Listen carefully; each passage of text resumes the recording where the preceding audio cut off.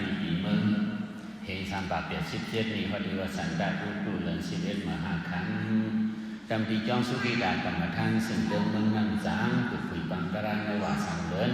ทวนถึงปอกกังเจดยอกี่ทำยอกี่สุดเก่าเจ้าตาหน้าเลยซ้ำกันวันไหนตัวเจ้าโฉกมองไกวทรงตัวนั้นมอนมองไกวเซ็งตัวจีเซ็งมองไกวเชี่ยนตัวแทนลิ้นมีตาสุยักไกวลิ้นนำสามเยอะ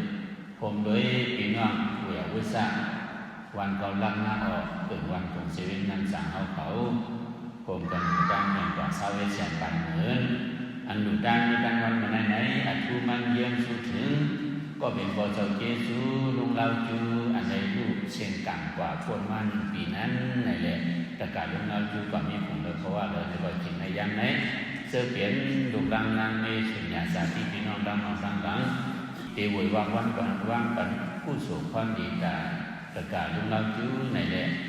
มาเปิดหับเอาผู้สูงดังดีที่ในเธอบ่ขอทางถึงรู้ถึงเขียงเธอบ่ได้ว่าถึงสุขดีดีญาสัตว์เสือสัตว์สายอย่าห้ามอย่าหัดอย่างการอย่าดังสิ่งสักกังเลยนะทองได้กว้างสั่งสอนปัญญาชีสกุลดีเขาสั่งสอนว่าเป็นคนมาหนึ่งศาสตร์ไหนว่าอันเขาหลุดเฮ็ดกูวันไหน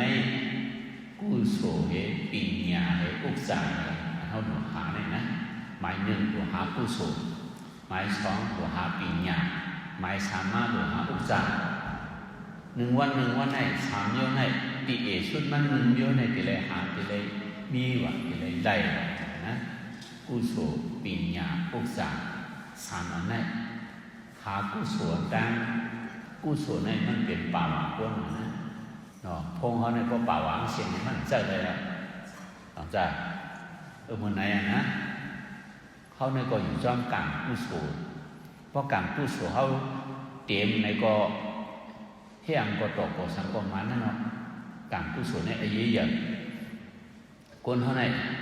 กรรมกุศลอันเก่าเขาอันป้ามาดังหลังนั่นมันขึ้นกลางหือเนี่ยหันเลยเว้ยเนาะเขาหันเลยมันเหมือนเจ้าหมากโค้งน่ะหมากโค้งเขาพอเขาด้วยเนี่ยขึ้นกลางหือเนี่ยอยากให้น้องขึ้นกลางหือเนี่ยเขาหันเลยอันไหนมันหันเลยกรรมเนี่ยมันหันเลยกุศลเนี่ยหันเลยอันไหนนะย้อนนั่นแหละที่ไรเฮ็ดกุศลนะด้วยลูกหลานเขากำพองตึกเกิดมากเลยคนตึกเลยเดือนเว้ยคนพ่อเฮ็ดอาบเดือนเอาเลยลูกหลานอันเกิดมากต้องไปผู้หางปองนี้ในต่างโดยเฮ็ดปันนั่นนะเฮ็ดปันกุศลตาลูกหลานเฮ็ดไหนอ่ะกำพองในตั้งไปเกิดออกต้องต้องมีในต้องเอาพ่อเฮ็ดปันกุศลเนี่ยพอเขาด้วยมือปันพระเป็นเจ้าในมีกำพองนะอันอุ้มในเขามีตั้งหูนั่นไงต้องเอาชิ้นให้เอาสองปอกอ่ะเนาะเอาต่างมันปอกมันก็ยาวเอาต่างล้วนอันนั้นต้องให้ปอกหน่วยล้วนนั้นต้องไปหูหางถึงมีอยู่ในต้องเมเขาเนี่ยก็ยื่อันจังไหนเราเลยเฮ็ดกู้สูบปะเนาะการกู้สูบในไอ้เยอะๆต่างคนเขาเด็กๆมันเป็นป่าว่าเขาเป็นเฮียงอันเป็นป้ามากู้สูบนั่นมันก็ในตั้งออกต้องเพราะตายเอาเลยเดี๋ยวนะสองมีเนี่ยนี่นั้นมีนาเมื่อเดี๋ยวในชั้นหนาวะเนาะดั้มไปดั้งออกต้องถึงมีในต้องไอ้บนก็ไก่ย่าไปเราเลยฟังนะแต่ที่เกิดมาเป็นก้นให้เขาดั้มกู้สูเขาดั้มถึงมาเมืองก้นถึงมันมีในต้องให้ดั้มไปดั้งหัวหางเหอตายเอากำพองในเกิดเมื่อในตายเมื่อในก็มีกำพองในเกิดมาเลย2-3 วันตายก็มีกำพองในเลย2-3 ขวบตายก็มีมันเหมือนกันนะคนเขาเนี่ยอันเขาปามากู้สูเขาตั้งหลังนั่นมันปลามันขึ้นหนำขึ้นเองเนี่ยเขาต้องหันแลเนาะเมื่อเหลียวในพอเขาไปในข่าวในสังว่าไหนอันยากกว่าในก็โอเคในกำผ่านในแข่งนำมันนี่เนี่ยนะเขาไปดังว่าข่าวนั้นมองขี่บอยย่าหนาวหนาวอ่ะก็เป็นลูกยิ่งไหนฉันเชื่อยาหนาวอ่ะว่าลูกใจมันเป็นน้ำพักน้ำนี่มันเป็นเช่นไหนก่อนในปัญหาแน่นะน้องว่านั่นเนี่ยโอเคเจอเนาะเขาตอบในข่าวด้วยวันนั้นเลยเนาะเขาทำได้ข่าวนี้ในวันนั้นเองนะพี่น้องเมืองเขียนเขาว่าลูกใจในเขาเล่นเลยนะมันดูยิ่งเนี่ยมันหนาหนาเขาพวกนั้นนะเมืองเขาเนี่ยก็เปลี่ยนไงอ่ะลูกวันนี่นะไปยากเดียวเลยน้องปองเนี่ยเกิดออกมาก็ขึ้นไปจ้องฝั่งตั้งมันเปลี่ยนกลางกู้สู่เขาอันเขาเฮ็ดมาตั้งหลังพอเฮ็ดตีเปิลเนี่ยก็เปิลขึ้นเฮ็ดตีเขา มือปั่นเปิ้นนะเขายาเปิ้นเอาถึงที่เล่เขามาเปิ้นขึ้นยาไปนี่ดีโกชาในวนดอกวนเตี้ยนน่ะใช่ไหมนะมันก็ในห้างกางผู้โสเชงในก้นเขาเนี่ยมันเหมือนกันกางเนี่ยมันเหมือนกันเนาะเหมือนกันอันเขาปั้มมากางกับเขาตั้งนองตั้งหลังอันเขาเย็ดมากุศลกับเขาตั้งนองตั้งหลังปั้มมาหนังปั้มมาอีกมันเหมือนกันนะก็ไงก็ในอันนี้ทำเฮ็ดปะนะเขาเฮ็ดเอาข้างเขาเมื่อเฮ็ดกุศลได้ก็พอเฮ็ดกุศลก็ทำเฮ็ดกุศลแหละกุศลกางอันว่านั้นมันดึงดูดละเฮ็ดอย่างนี้นะย้อนนั่นแหละกุศลอันว่านั้นดูหาย้อนมือมันเป็นป่าวเขาแหละเจอันเปิ้นไรความสุดอกองตราเหเปิ้นวิดางหู้เปิ้นวิดางป่องเสนั้นลูกว่าในก็เกิดมาไรเดือนก็ว่าเปิ้นบ่เฮ็ดกุศลเปิ้นบ่อาบเดือนปานนี้เปิ้นสุดองปานนี้เปิ้นเฮ็ดจังไหนเฮ็ดกุศลแถมบรรทับปานนี้แหละการสิ้นการเมี่ยงแหละการแซ่การแต้แหละนี่มันก็ว่านะการให้มันหลุดฉิบมันหลุดฉิบหลุดช่างหลุดช่อนหลุดทับหลุดแถมกางเขาไหนนะเขาหลุดทับหลุดแถมมันเป็นป่าวเขาเพราะป่าวเขาเตรียมว่าไหนได้เสื้ออย่างว่าอะไรเตรียมคนนี้เนาะมันเสียงพงห้องพวกปะถีเตรียมว่าไหนได้กาใครเสื้ออย่างคนไรนี่สองไรกูเยี่ยวหลุมมีหยันหัวเจอมันด้วยนี่พวกปะถีมัวเราแดงจะทำแล้วแหละไอ้พงกับไรเองพงกับไรแหละนี่นะมันโต้งมันมันไหนนั่นสองว่าไม่เนื้อแน่หรือหากุศลกุศลในว่าไอ้ยี่กุศลในมันเป็นกางเนี่ยมันเป็นป่าวโกนเขาในพอป่าวเขาเตรียมว่าในเฮ็ดตกกองมามีดีเปลี่ยนเฮ็ดจังไหนอันนี้ไอ้ยี่ใหญ่เนาะนั่นสองว่ากุศลในเขามีว่าพอมีกุศลยาปัญญาก็โดหาปัญญาอันซ้อนกับซ้อนไปย่อมใช่ไหมก็ต้นนั้นอันนี้ก็เป็นปัญญากับเนาะอันนี้ด้วยในร้องการในคนที่จะหนึ่งคนที่จะหนึ่งกินเรียนเพียนอันเขาถ่อมตะล่างมือเดินนี่ก็เรียกว่าหาปัญญาแล้วนี่ตั้งหูในธรรมะตั้งหูในร้องการมันจะมีสองเดียวเนาะตั้งหูในร้องการอันเขาสอนอย่างตั้งหูในธรรมะมานั่นแหละอันพระเป็นเจ้าสอนมาห้องมานั่นพระเป็นเจ้าก็ร้องการร้องธรรมะมันร้องสองอันมาเมื่อไหร่เจริญหาในธรรมะมาเมื่อไหร่เจริญหาในร้องการปุสุดาตั้งหูนำตั้งหันกวางอันนี้ก็หนุนนี้น้ำกัดนี่แหละอสวนตัดติปาวามีอยู่เหตุก็พงเขาในมาอันนี้มันนั่งเจออะไรมันกันกูอันเขาเมื่อพงชิ้นอีหลวนมาให้ดอกมาหมดเดียวเนี่ยใส่มาป่าวต้องหลุดช่างเขาวันนี้อินทานเนี่ยก็หลุดจ้อยเขาวันนี้มันก็ป้ามันเนี่ยตู่มันเดียวว่าเป็นมาเมืองเขานั่นนะอีหลวนมาขายเอาวันนี้นะเนาะป่าวางก็หลุดช่างก็เดือดออกเลยก็มันก็ช่างไว้มันอยู่เขาถามได้นะก็มันเลยเลี้ยงวันไหนก็มันเข้าไว้ป่าวางเนี่ยอยู่ในช่างใช้ช่างป่าวางก็ดูว่าวันนี้อินทานเนี่ยก็จับเลยกว่าชื่อวันแข่งกันมันสั่งมันมาเสริมมันดูว่าที่มันบ้านมันตู่มันก็อยู่อันนี้นะว่าจะมึงเขาได้แช่มหัวนั่นก็นอนอันได้ช่องป่าวางด้วยด้านมึงเขาได้เงี้ยเพ่งผ่อนนะมันเสียงโค้งในก็นั่งกันนั่นเหมือนกันเป็นกันต่างใจคือเราเป็นโค้งต่างนิ้วว่าเป็นไอ้โค้งว่าไหนบางนิ้วในกองจิตนิยามในบางก็มาอันก็จิตนิด้วยนะมันนะฮะสองเหมือนกันกำพองในจุ้งจันในไก่ยาจันในกวางย่านี่กำพองนั่นได้ครับพอเหลวก้นสุดไปเอาจันจุ้งมันเนาะดีกว่าด้านนาลมได้ชั้นข้างเหมือนนั่นเราโค้งกันนั่นเหมือนกันอ่ะของใจน้ำกัดนี่เพราะว่าป่าวเขาเตรียมมาว่านี่น้ำกัด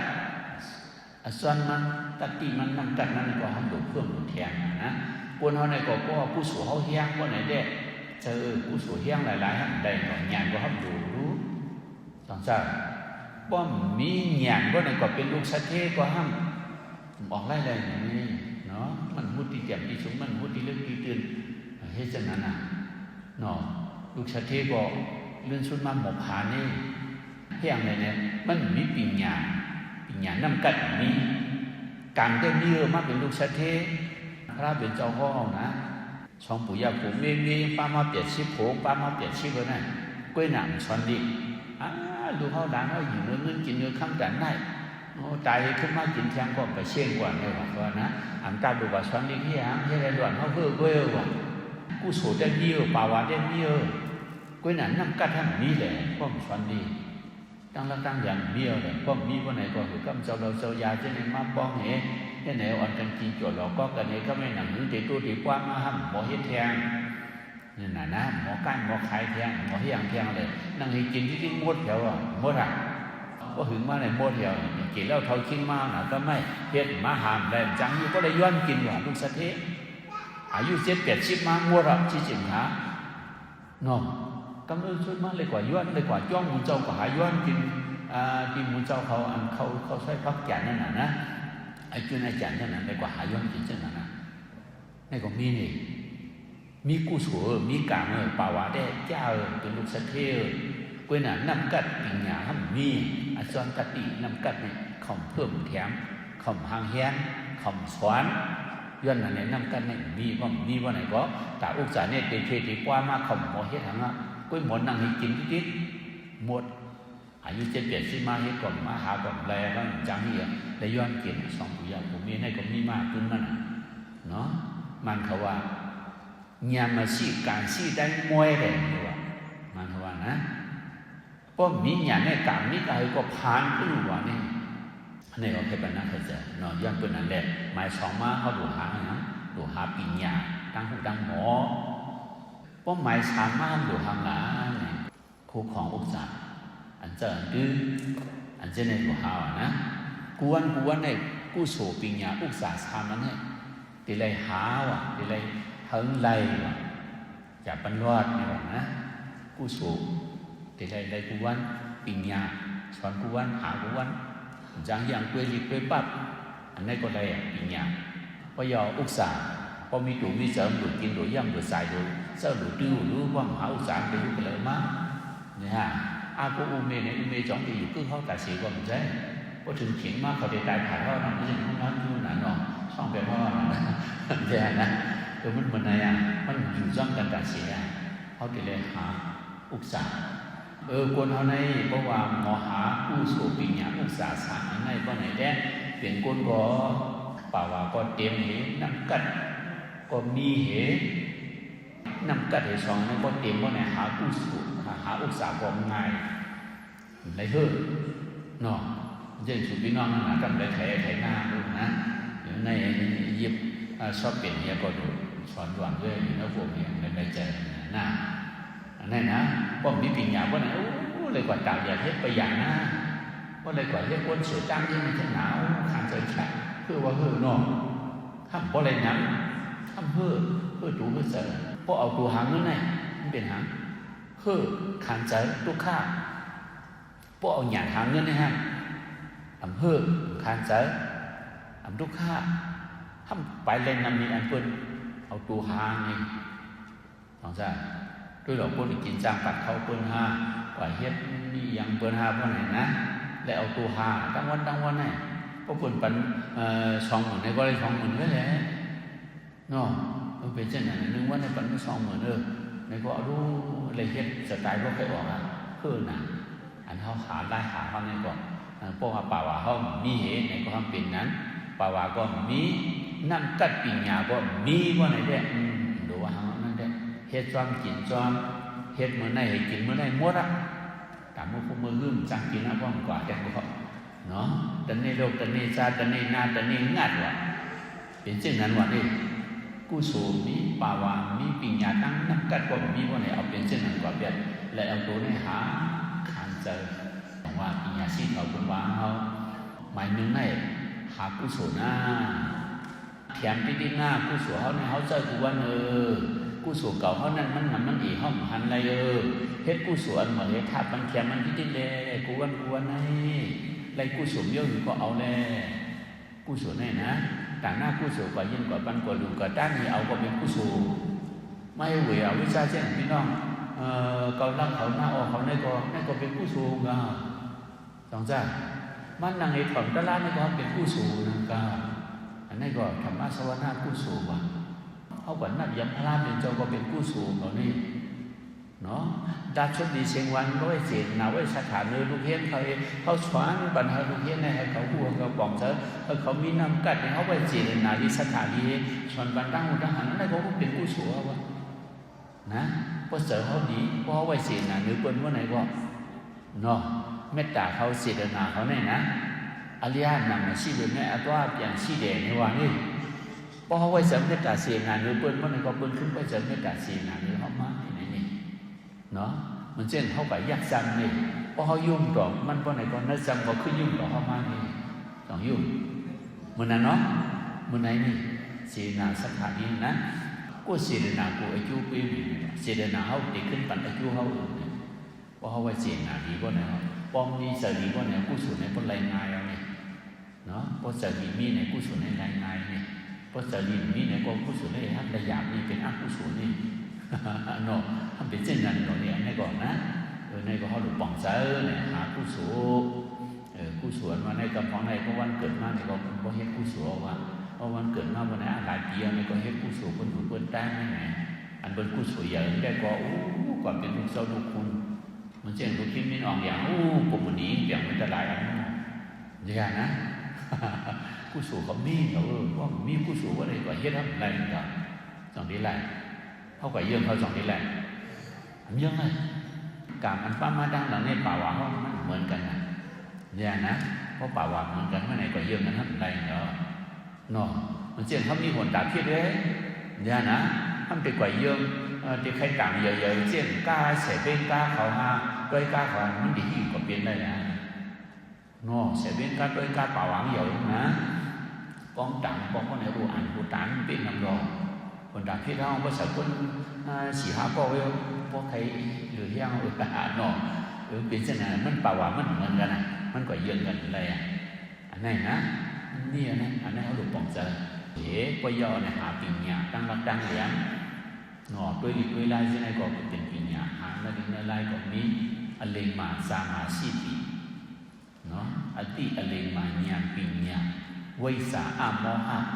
มันเป็นอันเดียวกันอะไรนะอติอเลมาญาปิญญาอันเช่นนั้นเป็นน้ำกัดอะไรนะน้ำกัดเขาเนี่ยอันเป็นผู้สูงเป็นป่าวเขาเฮียงเขาก็ไม่ญาปิญญาเนี่ยเป็นน้ำกัดเขาส่วนหิตติปิญญาพอหาอุตสาหก็ไหนเลยง่ายเนาะอันได้อยากกูอยากเจอหาง่ายเฮ็ดง่ายจังว่าสามเดือนนั่นแหละกูวันในอะไรกูวันในวันอันเป็นปิญญาที่สุดก็เขาการก่อนต้นอ่อนได้ก็เขาในได้นะหนึ่งวันในผู้สูปิญญาอุตสาหเนี่ยให้ไรตั้ง3 อันเพราะอะไรตั้ง3 อันตัดสินว่าไหนได้เป็นปฐมตั้งซาเป็นอัฏฐตั้งซาคนอย่างนั้นนะเนาะผู้สูมันมีนะกูสูงยังน้ำกัดปิญญาก็เตรียมนะหาอุตสาห์ได้หรือว่าตั้งกลุ่มนี้ก็แต่ได้ชุ่มบ่มีเนาะพอชุ่มหนึ่งปอกคำยาหาปอกยาชิบปอกชุ่มหนึ่งปอกไหนได้มันเป็นทั้งหมดน้ำกัดห้องมีวันไหนได้เขากว่าตั้งกลุ่มนี้แล้วก็ปอกยาหนึ่งปอกคำชุ่มหาปอกไหนได้ที่ยืดเป็นกลางเนาะเนี่ยมันเป็นเช่นนั้นกว่ามันได้เพราะว่าป่าวว่าเขาช่วยนะการเขาก็ช่วยญาณเขาก็ช่วยว่าไหนได้กว่าหาด้วยมันได้ด้วยหลวงปู่ปันเมืองสู่บนของโคตรเสียงกำพองไร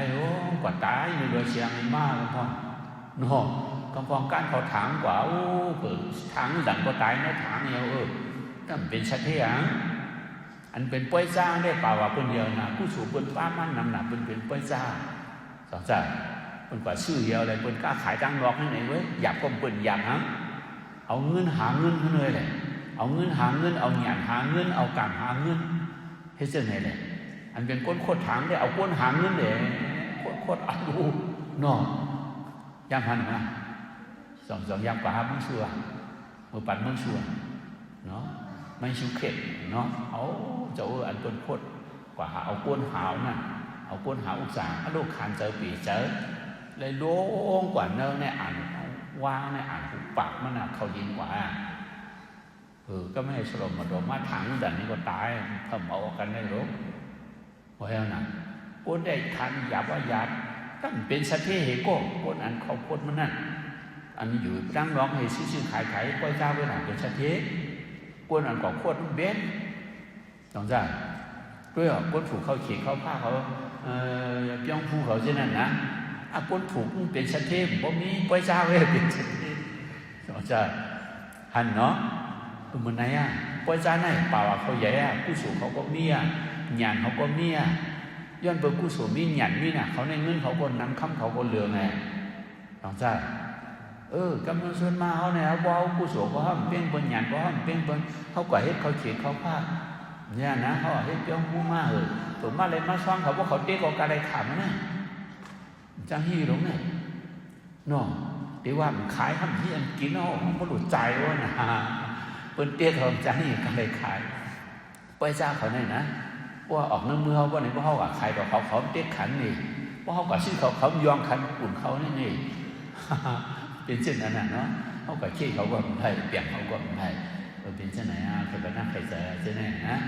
มันเป็นตัวฟังต่างเขาที่เราว่าคนเขาเนี่ยป้องกันเขาเปลี่ยนเปิ้นพุ่งเขาเปลี่ยนเปิ้นหยันเขาเปล่าว่าเขาเปลี่ยนเปิ้นน้ำตาเขาเปลี่ยนเปิ้นเนี่ยเขาก็ขี้เปิ้นว่าเขาไม่ได้ได้เป็นเช่นไหนเป็นสองว่าน้ำกัดในอยู่ได้เฮ็ด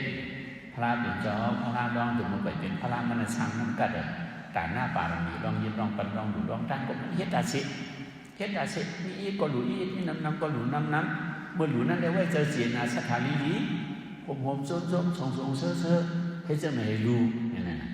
มันนี่นะแต่หน้าป่าเรามีนี่ก็เป็นป่าวะเนี่ยนะศีลาป่าเรามีไอ้จ้างตั้งยามนี้อันนี้ก็มันช่างนอกคนเขาในบ่มีไอ้จ้างตั้งยามนี้เป็นจ่องยุ่มย้ำแหล่นอกเพราะว่าไอ้จ้างตั้งยามห้องดีหมดลักหมดส่วนเฮ็ดก็เป็นกุ้งเยอะในทำยุ่มหรอกเรื่องพระราเป็นเจ้าเอานี่ปั่นกว่าปีป้อง2,500 ปากไป2,600 ปากก็จำมาเมื่อเหลือที่เปิ้นตึกยุ่มย้ำเนี่ยเปิ้นตึกเกลืออยู่เปิ้นตึกคุบตึกไหว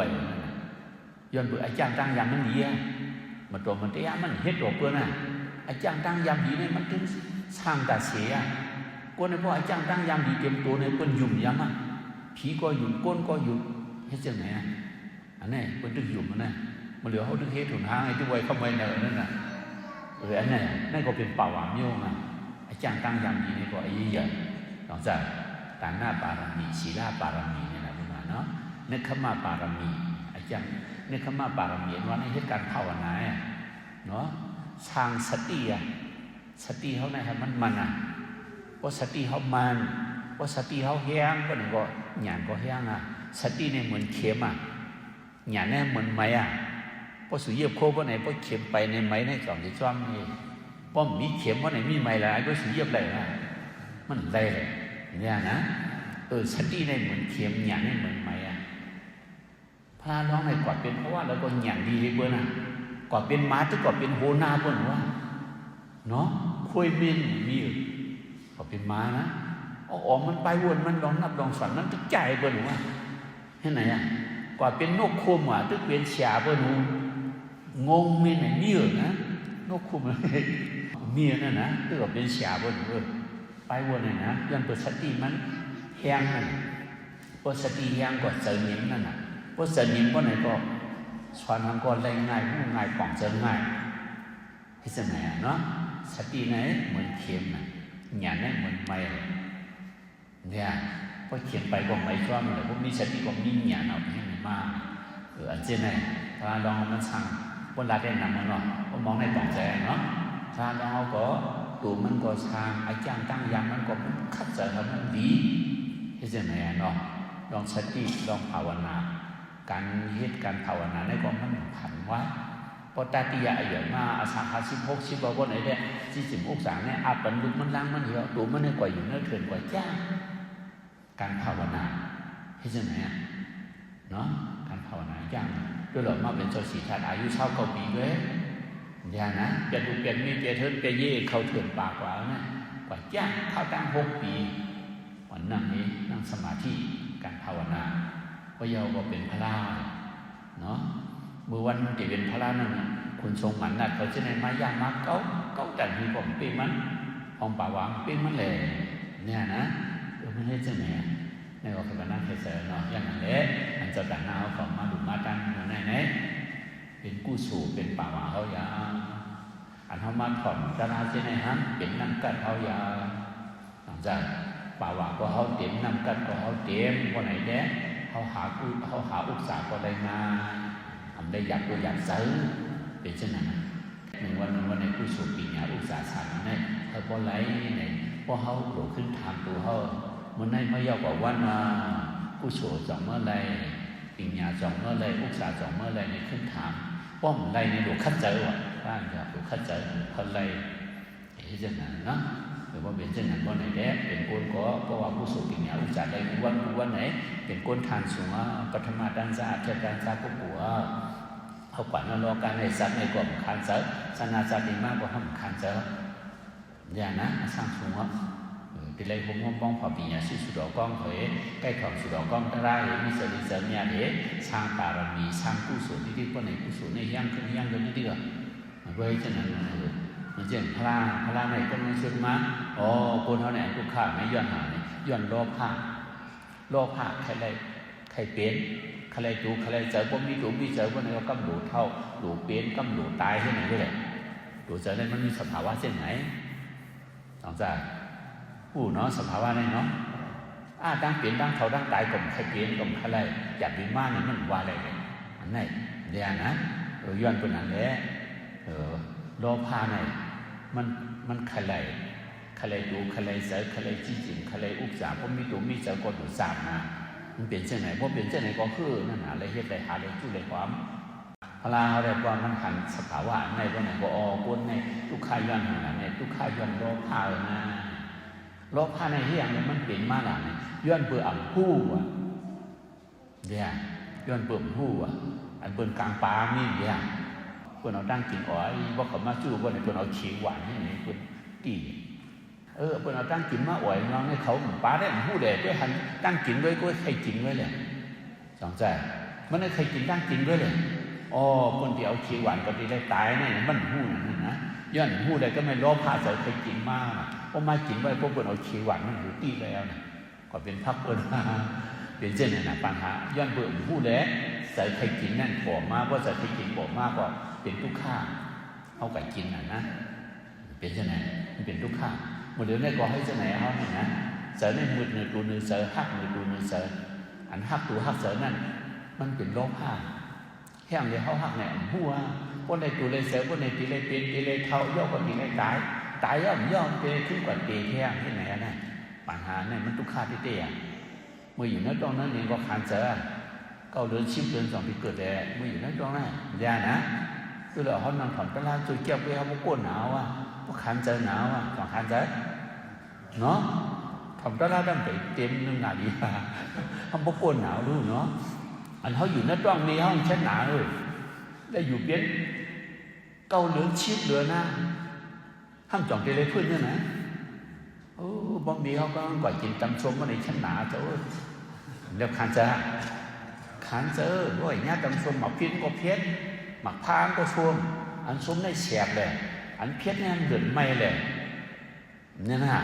แฉบก็แฉบไม่ก็ไม่รู้อันนี้หนุ่มมันด้วยนี่ในโรงลุกเมย์น่ะนะขันเจอแห้งหนาวนี่มีก็บอกมีดังหูคนไหนเดียวรู้ก็ฉีดแสงเกช่องกว่าว่าในชั้นหนาว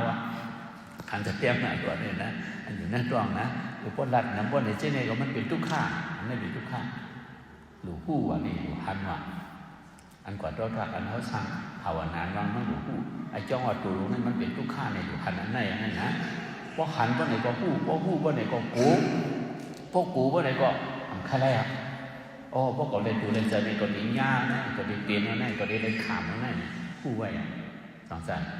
หรือพวกเป็นเช่นนั้นสองเด็กใครอ่ะใครเอานี่เนาะเพราะใครว่าไหนอะไรเอานี่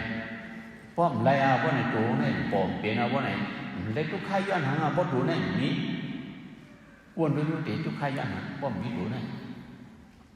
เนาะกลมเลยกินแต่มีตัวเดียวยังกิน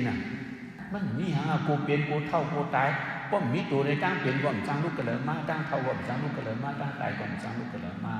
อันนั้นเนี่ยเป็นสองเรียกว่าชั้นสานิปั่นเนาะเป็นอันนั้นเนาะพุทธะในอันนั้นสอนในเยี่ยงไหมอันชุดมันในนิปั่นอันว่าในตัวในชุกกว่านี้กว่าเย็นกว่าเมียตัวในเมียเพราะตัวในเมียในทุกข้าเยอะหางเพราะตัวในปอมาในทุกข้าสิบสามชั้นเบิ้งปอมาจอมหมดเลยดูตะคู่กูมู่แชกติในนา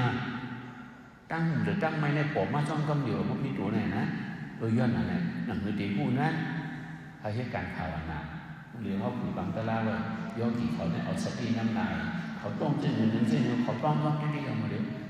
เขากินเขาก็ว่าใส่ซุปก็ใส่เอาพวกเกี่ยวก็เกี่ยวพวกอ่อนก็อ่อนพวกอื่นก็อื่นเอาเนี่ยต้องให้เจ้าหน้าที่ดีเลยเขาเอาสติเป็นใหญ่พวกมีสติว่าในหยาผู้มากกำเดียวเนาะหันมาก ดี๋ยวพอหูของกูก็เดี๋ยวอ๋อเป็นทุกข้าวเมื่อนั้นนะอันดีนี่ก็เลยนะหันมาพอเป็นเช่นนั้นใจมันมาข้าเจ็บเงินตัวเนื้อใจนั้นเชงกว่าย้วนกว่าม้วนกว่าหายกว่าให้ไหนนี่ก็ได้ดูได้ใจแทงว่าไหนได้ก็ไปได้ขำเช่นไหนแทงกี่แล้วเขาชิมมากูมือกูวันเขาเช่นไหนเอาหมดกว่าวันก็ซ้ำคล้องแต่งกว่าวันน้องจังสำหรับคนเราคุ้งจังไม่นอนเดี๋ยวเอาหมดเดือนก็ซ้ำกว่าเดือนพวกหมดปีซ้ำกว่าปีนะไอ้ขี่อยู่เมืองก้นเขาในย้อมกว่าที่ในที่สภาวะเขาในเป็นเช่นไหนอ่ะย้อนตรงนี้ตัวอันในกล่องใครเปลี่ยนกล่องใครกว่ากุ้งจังในกล่องว่าอะไรอ่ะเนี่ยนะมาจูกว่าเปิดเท้ากุ้งจังอยู่เดี๋ยวเป็นเช่นไหนว่าในมาเอากว่าจ้องไม่ยอมจังที่อะไรเลยจูไว้เอาหนักก็ได้อ่านกว่าเห็นว่าอะไรจังที่เลยอันนี้ปัญหาอันนี้นะปัญหาตัวนี่พระราเปลี่ยนเจ้าเด่นมันว่านี่ป่านมันมีเนาะนี่ป่านว่าในใจมันมาคับกินดูในใจนั่นเชียงกว่าเยอะกว่ามากกว่าหายกว่านั้นอันนั้นเป็นว่านี่ป่านเนาะว่าให้จะไหนว่าเจออันมันคับกินดูในเดียวว่าไหนก็แต่ตีไรตัวไรใจนี่ดีกว่าว่ามีในกล่องไรในขันตามมันนั่นน่ะบางทีมันเช่นเหมาลงเช้าลงเขาด้วยเปิดเตะหน้าเขาโตเขาเนี่ยเป็นยุงหนาอะไรเขาก็เตะว่างเตะก็กันเขาโตเขาเพราะสุกาเลยนั่นน่ะเนี่ยชาเลยเนี่ยนะเป็นเช่นนั้นนะพอเตะหน้าเพื่อนมาวันไหนเอาดูเนาะมีสองกองเลยพวกขันเจอแต่ไม่มีด่วนมาวันไหนด่าดูก่อนในไรวัวนั่นนะแต่ไม่เพิ่งเก็บซื้อก่อนในว่าไม่แพงนะหลังจากปัญหามันนำมาวันหลังวันไหนว่าสุดใดเพราะตัวเนี่ยปอกมาวันไหนอันเป็นว่ามันจะคู่ปู่มู่เสกตีว่านั่นน่ะคนหนึ่งก็ในตั้งไม่ในนี้ชิบกุปีเนาะไม่นะหนังสือตั้งไม่ตีเย็นนั่น